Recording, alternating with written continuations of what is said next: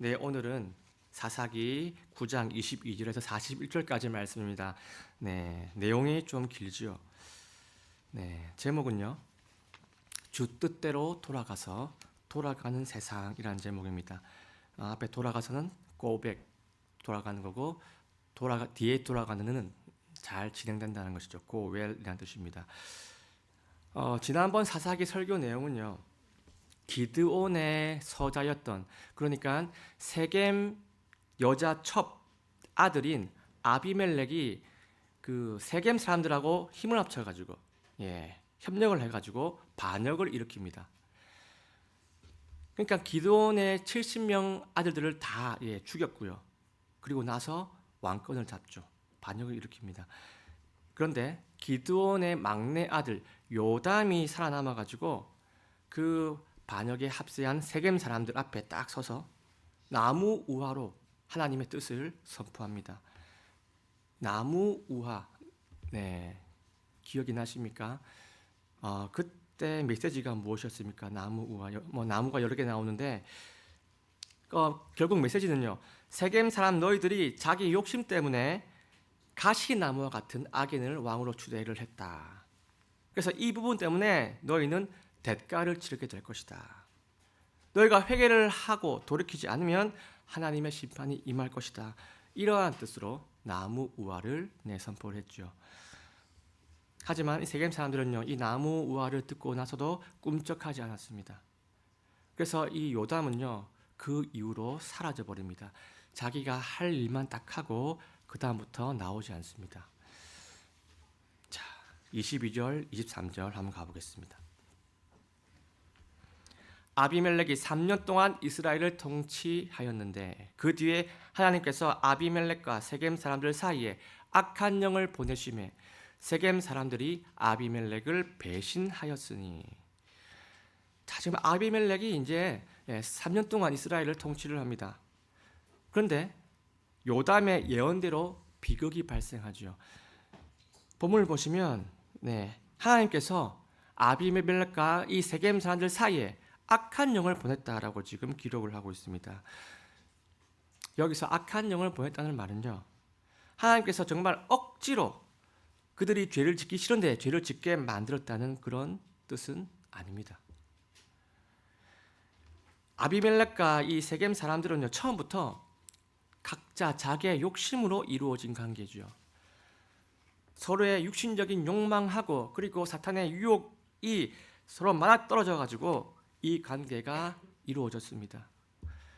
그리고 지금 나오는 이 배신도 마찬가지예요. 자신의 육신적인 욕망하고 사탄의 유혹이 맞아떨어져 가지고 이루어지고 있습니다. 육신적인 욕망을 딱 선택하는 순간 하나님께서 그냥 그대로 내버려 두시고 그대로 활용한 그러한 상황이라는 겁니다. 이 부분을, 이러한 원리 부분을 잘 보여주는 신약 성경 한 구절이 있습니다. 한번 보겠습니다.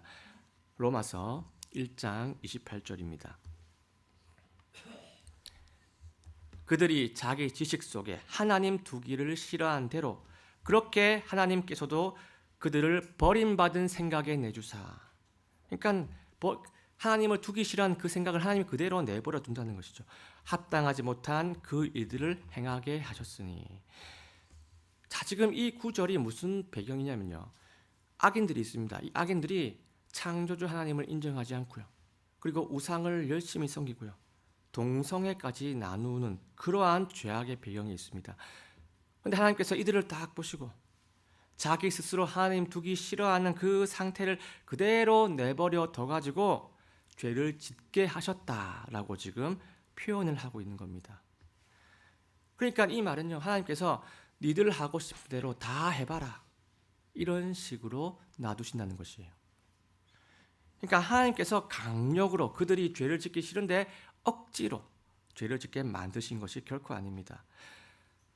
지금 세겜 사람들은요, 사탄의 유혹하고 자신들의 욕망이 합쳐져 가지고 어우러져 가지고 아비멜렉을 배신합니다. 자, 그리고 24절로 가보겠습니다.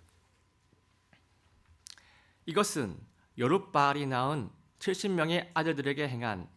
자, 여기서 여룻바알은요, 기드온의 기드온입니다.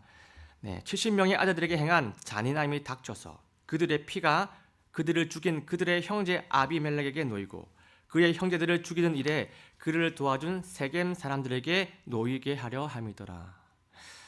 자, 지금 이 세겜 사람들이 아비멜렉을 배신한 것은요, 지금 죗값이라고 지금 본문은 말하고 있습니다.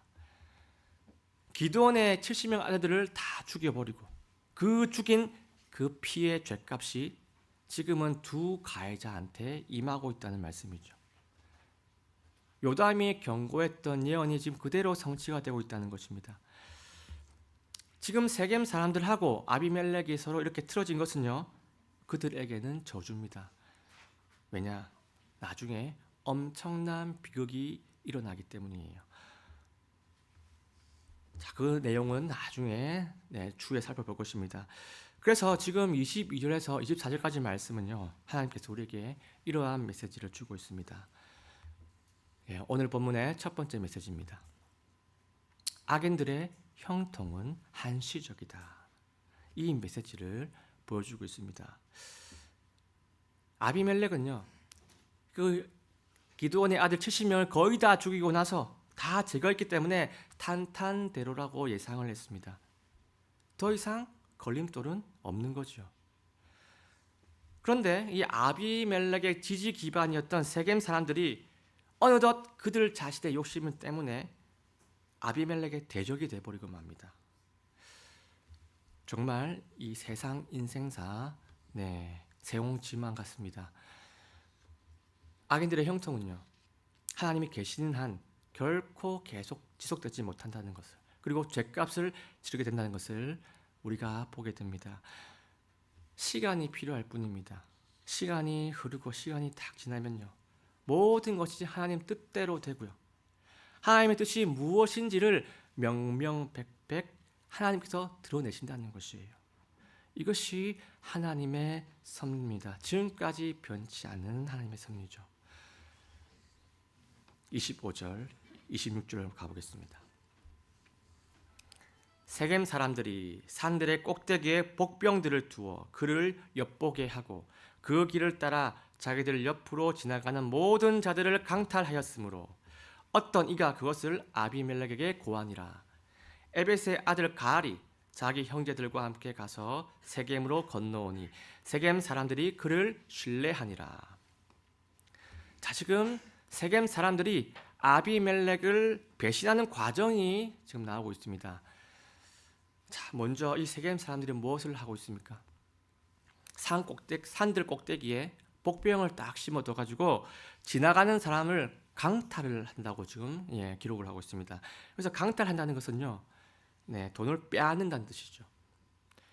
근데 여기서 이 돈이 무슨 돈이냐면요, 사람들이 아비멜렉에게 세금 바치기 위해서 가져가고 있는 돈을 말하고 있습니다. 그러니까 아비멜렉 통치자한테 세금을 바치러 가는 사람들을 붙잡아 가지고 세금을 못 내게 갈취를 한다는 것이죠. 이 세겜 사람들이 지금 이 행위는요, 아비멜렉에게 피해를 줘가면서 배신의 행위를 과감하게 지금 세겜 사람들이 하고 있다는 것을 보여주고 있는 장면입니다. 그리고 또 26절을 보면요, 에베스의 아들 가알이라는 사람이 세겜 사람들한테 새로운 신임을 얻는 장면이 또 나오죠. 이것도 이어진 배신의 장면입니다. 이 가알이라는 사람은요, 세겜 순수한 세겜 혈통의 사람입니다. 그 내용이 28절에 나오는데요. 그러니까 혼혈인 아비멜렉하고는 차별성이 있다는 것이에요. 아비멜렉은 혼혈이죠. 기드온과 세겜 여자 사이에서 나온 혼혈입니다. 아비멜렉은요, 지금 세겜 사람들과 함께 협력을 해서 이 이스라엘을 잡는 과정이 혈연으로 잡았습니다. 혈연을 통해서 권력을 잡았지만요, 지금은 혈연으로 뒤통수를 맞고 있는 겁니다. 역시 육신적으로 맺어진 관계는요, 육신으로 깨어짐을 당하고 맙니다. 인생사가 참으로 신기하죠. 이 관계의 중심이 하나님이 아니면요, 그 관계는요, 정말 종이와도 같고 모래와도 같고 참으로 부실하기가 짝이 없는 것 같습니다. 이 관계라는 것은요, 그 중심이 무엇인지가 참으로 중요한 것 같습니다. 돈으로 맺어진 관계는요, 돈 문제가 생기면 깨지고요. 욕심으로 이어진 관계는요, 욕심이 채워지지 않으면 깨지고요. 하나님으로 맺어진 관계는요, 하나님이 존재하는 한, 그분의 뜻이 바뀌지 않는 한 그 관계는 그분 안에서 굳건합니다. 그래서 우리는요, 이 장면들, 이 대목들을 보고 하나님의 메시지를 발견할 수가 있습니다. 오늘 본문의 두 번째 메시지입니다. 하나님 없는 관계는 욕망에 의해 무너지게 된다. 이것이 오늘 본문의 두 번째 메시지입니다. 이 세상에는요, 하나님과 관계없는, 하나님에 속하지 않는 그런 가치들이 참 많이 있습니다. 하나님과 무관한 것들은요, 사라질 것들이고요. 정말 순간적인 것들이고요. 신뢰할 것들이 되지 못합니다. 우리가 우리 삶의 비중을 딱 따질 때요, 하나님에 속하지 않는 것들은요, 시간과 에너지를 많이 투입할 필요가 없습니다. 그것이 목표일 수도 있고요. 그것이 인간관계일 수도 있고, 그것이 무엇이든 간에요. 네, 하나님께 속하지 않는 것은요, 크게 가치를 둘 필요가 없습니다. 왜냐하면 그것은 언제 무너지고 언제 사라질지 모르기 때문입니다. 자, 그러면 그 다음 구절 한번 가보겠습니다. 그 다음 구절은 이제 읽지는 않을 텐데 어떤 장면이 나오냐면요, 에벳의 아들 가알하고 그리고 이 세겔 사람들이 이방 신전에 딱 모여가지고 포도주를 즐기는 장면이 나옵니다. 그래서 포도주를 딱 즐기면서 서로 흠뻑 취해가지고 아비멜렉이라는 그 통치자를 안주거리로 딱 올려놓습니다. 자, 28절, 29절 한번 보겠습니다. 에벳의 아들 가알이 이르되 아비멜렉이 누구며 세겜이 누구이기에 우리가 그를 섬겨야 하느냐? 그는 여룻바알의 아들이 아니냐? 스불은 그의 직무 수행자가 아니냐? 세겜의 아버지 하몰의 사람들을 섬기라. 우리가 왜 그를 섬겨야 하느냐? 여기서 그들은요, 아비멜렉을 말하는 겁니다. 이 백성이 내 손 밑에 있다면 내가 아비멜렉을 제거하리라 하고 아비멜렉에 이르기를 내 군대를 늘려 나오라 하니라. 자, 지금 가알이 세겜 사람들 앞에서 지금 큰 소리를 치고 있습니다. 뭐라고 합니까? 아비멜렉은 혼혈족이고 기드온의 아들인데 왜 우리가 그를 섬겨야 하냐라고 지금 부추기고 있죠. 차라리 하몰이죠. 네, 하몰 사람을 섬기는 게 맞지 않냐 하면서 지금 반문을 하고 있습니다. 여기서 네, 하몰이 누구냐면요, 세겜 사람의 조상을 말합니다. 그러니까 하몰 사람을 섬기자는 말은요, 정말 순수한 세겜 사람을 통치자로 세우자라는 그런 뜻입니다. 순수한 세겜 사람. 네, 여기서 누구를 말하는 것일까요? 순수한 세겜 사람은 가알 본인을 말하는 것이죠. 그리고 가알이 지금 29절에는 뭐라고 말하고 있냐면요, 세겜 사람들이 내 밑에 있다면은, 세겜 사람들이 나를 통치자로 세워준다면은 내가 아비멜렉을 제거할 것이다. 아비멜렉한테 군사를 다 이끌고 나한테 오라고 말해라. 그럼 내가 아비멜렉을 제거할 것이다 라고 큰 소리를 지금 치고 있습니다. 뭔가 지금 술 기운이 많이 올라온 것 같습니다. 지금 가알의 교만이 이만큼 차올랐다는 것이죠. 자, 30절, 31절입니다. 그 도시의 치리자 스불이 에벳의 아들 가알의 말을 들을 때 그의 분노가 타올라 그가 비밀리에 사자들을 아비멜렉에게 보내어 이르되 보소서 에벳의 아들 가알과 그의 형제들이 세겜에 와 있는데 보소서 그들이 당신을 대적하려고 도시를 강화하나이다. 자, 지금 이 불순한 이야기가 누구한테 들어왔냐면 세겜의 치리자, 이 세겜 도시의 치리자 스불이 듣게 됩니다. 이 스불은요, 세겜 도시의 치리자인데요, 아비멜렉의 부하입니다. 아비멜렉이 임명을 한 거죠. 그래서 이 스불은요, 이 이야기를 듣고, 반역에 대한 이야기를 듣고 분노가 타오릅니다. 그래가지고 이 스불은 이 소식을 바로 아비멜렉에게 일러 바치죠. 지금 에벳의 아들 가알이 세겜 사람들을 선동을 해가지고 반역을 도모하고 있습니다라고 일러 바칩니다. 자, 32절, 33절로 가보겠습니다. 그러므로 이제 당신과 또 당신과 함께하는 백성은 밤에 일어나 밭에 매복하였다가 아침에 해가 뜨거든 곧바로 일찍 일어나 그 도시를 공격하소서. 그러면 보소서, 그와 또 그와 함께하는 백성이 당신을 대적하러 나오리니 그때 당신은 기회를 보아 그들에게 행하소서 하니라. 자, 지금 아비멜렉의 부하 스불은요, 아비멜렉한테 기습을 하라고 지금 제안을 하고 있습니다. 그러니까 밭에서 밤새도록 매복을 딱 하고 있다가 해가 딱 떴을 때 세겜 도시를 한 번에 기습하자고 지금 제안을 하고 있습니다. 이 말은 세겜 사람들이 가을하고 딱 합쳐가지고 이렇게 반역을 하기 전에 선수를 치자는 뜻이죠. 근데 지금 선수를 치는 방법이 뭐가 나오냐면요, 매복이라고 나옵니다. 매복이라고 나오죠. 자, 근데 이 매복은요, 어디서 많이 본 기억이 있습니다.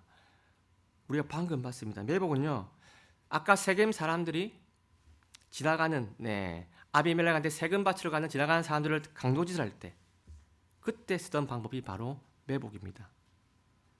그러니까 세겜 사람들이 아비멜렉을 방해하려고 쓰던 그 방법이 지금은요, 자신의 목숨을 앗아가는 그 도구로 지금 되돌아오고 있다는 것이에요. 참으로 묘하고 신기하고 하나님의 섭리가 느껴지는 장면입니다. 내가 남을 해칠 때 쓰던 방법이 그대로 나한테 돌아오는 장면이 참으로 오묘하다는 생각이 듭니다. 저 위에 계신 누군가가 하나님께서 이 모든 것을 다 디자인을 하시고 모든 것을 다 다루어 가시는 그런 느낌마저 드는 것 같습니다. 그래서 오늘 본문의 세 번째 메시지는요, 바로 이겁니다. 하나님의 심판은 심는 대로 거두는 섭리이다. 심은 대로 거두는 섭리이다. 이것이 오늘 본문의 세 번째 메시지입니다. 심은 대로 거둔다는 이 하나님의 섭리가요, 이번 사사기 본문 그리고 앞으로 나오는 이러한 사건들 앞에서 그 내용 안에서 자꾸 느껴지고 보여지는 것 같습니다. 하나님의 존재하심, 하나님의 살아계심, 하나님의 역사심이 말뿐이 아니라는 것이에요. 그 하나님의 역사하심, 일하심은요, 너무나도 생생하고 너무나도 디테일하고 꽉 붙잡고 계심이 느껴져가지고 우리가 하나님을 의식하지 않을 수가 없고요, 하나님을 의지하지 않을 수가 없습니다. 우리는요, 하나님만큼 거룩하지 못하고 하나님만큼 옳지도 못하고 하나님만큼 지혜롭지 못하기 때문에 우리 통치자 하나님을 붙잡지 않을 수가 없습니다. 하나님이요, 우리의 소망이 되시죠. 결국에 이 세상은요, 하나님 뜻대로 돌아가서 하나님 뜻대로 돌아가게 되어 있습니다. 자, 다시 본문으로 가겠습니다. 아비멜렉은요, 스불의 제안대로 매복을 합니다. 군사들을 딱 데리러 가서 매복을 하죠. 그리고 날이 딱 밝습니다. 근데 지금 스불은요, 스불은 아까 그 세겜 도시의 지리자라고 했죠. 스불은요, 가알과 세겜 사람들하고 같이 있습니다. 지금 왜 같이 있냐? 세겜 도시의 지리자이기 때문에 스불은 가알과 세겜 사람들하고 같이 있는 상황입니다. 자, 35절, 36절입니다. 에벳의 아들 가알이 나와서 그 도시 문 어귀에 서매 아비멜렉과 또 그와 함께한 백성이 매복한 곳에서 일어났으므로 가알이 그 백성을 보고 스불에게 이르되 보라, 백성이 산들의 꼭대기에서 내려오는도다 하니 스불이 그에게 이르되 내가 산 그림자를 사람들로 보는도다 하므로. 자, 지금 아비멜렉의 군사들이 매복을 딱 하고 있다가 날이 밝으니까 산에서 좀 내려오고 있습니다. 그러니까 가알과 세겜 사람들을 치러 오는 거죠. 처리하려고 좀 작전 개시를 시작한 겁니다. 그런데 지금 이때 가알하고 스불은요, 아침에 산보하는 것처럼 나와가지고 지금 그 산을 딱 쳐다보고 있습니다. 근데 가알이 먼저 발견을 하죠. 뭔가를 발견합니다. 저 산 어디에서 어떤 사람들이 내려오는 것 같다라고 지금 말을 합니다. 그러니까 스불한테 가알이 그렇게 말을 한 거죠. 그런데 스불은 그 말 듣고 어떻게 합니까? 모르는 척하면서 능청스럽게 이 시간에 무슨 사람들입니까? 사람이 아니겠죠. 그냥 산의 그림자겠죠. 하면서 이런 식으로 대답을 합니다. 그러니까 군사가 더 올 때까지 지금 연기를 하고 있는 거죠. 그러니까 이 가알이 대비를 못하도록 계속 연기를 하고 있습니다. 37, 38절입니다. 가알이 다시 말하여 이르되 보라 백성이 땅 한가운데로 내려오고 다른 무리는 무오느님 평야를 따라서 오는도다 하니 그때 스불이 그에게 이르되 내가 말하기를 아비멜렉이 누구이기에 우리가 그를 섬겨야 하느냐 하였는데 그렇게 말하던 내 입이 이제 어디 있느냐 이 백성은 내가 업신여기던 백성이 아니냐 이제 원하건대 나가서 그들과 싸우라 하매. 자, 지금 아비멜렉 군사들이 가까이 왔습니다. 가까이 오니까 가알이 또다시 발견을 하고 말을 하죠. 잘 봐봐라. 지금 어떤 군사들이 막 내려오고 있다. 이렇게 말을 합니다. 그러니까 스불이 이제야 내 본색을 드러내죠. 그래. 아비멜렉 군사가 맞다. 그런데 가알아, 너는 그때 그 포도주 잔치에서 이렇게 말하지 않았느냐. 아비멜렉이 오기만 해봐라. 내가 다 제거해버리겠다. 처리해버리겠다. 이런 식으로 호언장담하지 않았느냐. 때마침 이렇게 됐으니까 네가 한번 나가서 한번 본때를 보여줘봐라. 이런 식으로 스불이 말을 합니다. 가알은요. 자기가 한 말이 있어가지고 도망도 가지를 못하고 변명도 핑계로 대지를 못합니다. 그러니까 평소에 말을 잘 해야 한다는 거죠.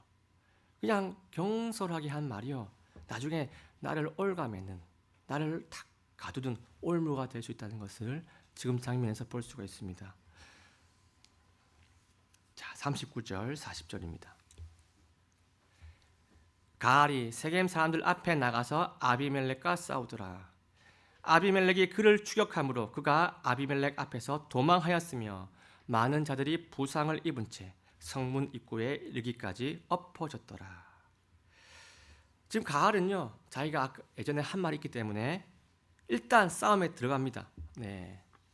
그런데 역부족일 수밖에 없죠. 전혀 준비가 안 된 가알이 이미 작심하고 마음먹고 쳐들어오는 군사를요 막는 것은 불가능합니다. 결국에 도망을 치고요. 결과적으로 어떻게 되냐면요, 이 세겜 성문 앞에는 정말 부상당한 사람들하고 정말 죽은 사람들의 시체로 가득 쌓이게 됩니다. 완전하게 완패를 했다는 것이죠. 세겜 사람들 입장에서 완패를 한 겁니다. 41절.